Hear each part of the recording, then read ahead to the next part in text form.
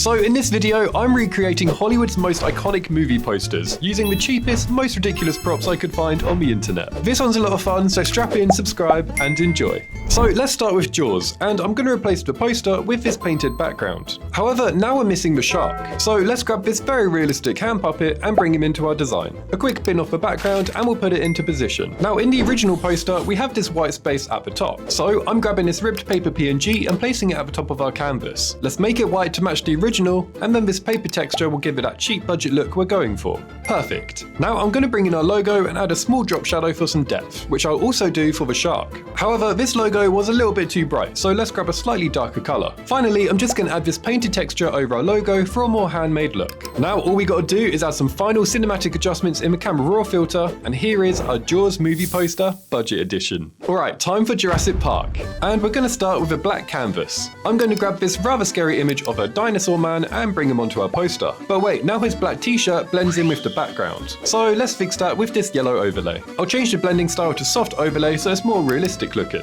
And of course, a little quick cleanup is needed.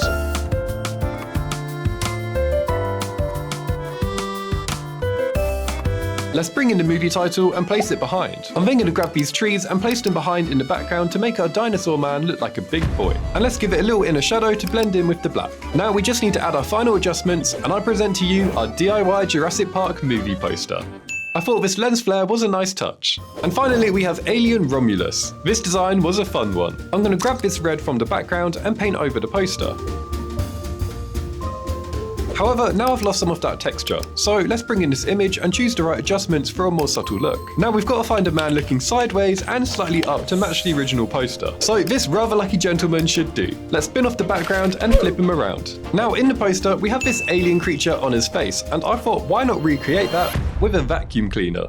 I'll grab this nozzle and position it over his face. Then let's add this shadow underneath for some realism. And for the alien-like tentacles, I'm going to use this vacuum tube instead. Let's place it over his neck and remove the area in front so it looks like the tube is wrapping around. I think this drop shadow will also make it look a little bit better. And this part of the tube isn't needed, so we'll just go ahead and get rid of this too. Of course, let's add this red overlay to match the original poster, and we'll do the same for our vacuum too. I'm taking it into the camera raw filter to get that cinematic look, but then dropping in our alien text and spacing out the letters. Finally finished off with a soft drop shadow. So my friends, here is the Alien Romulus budget movie poster.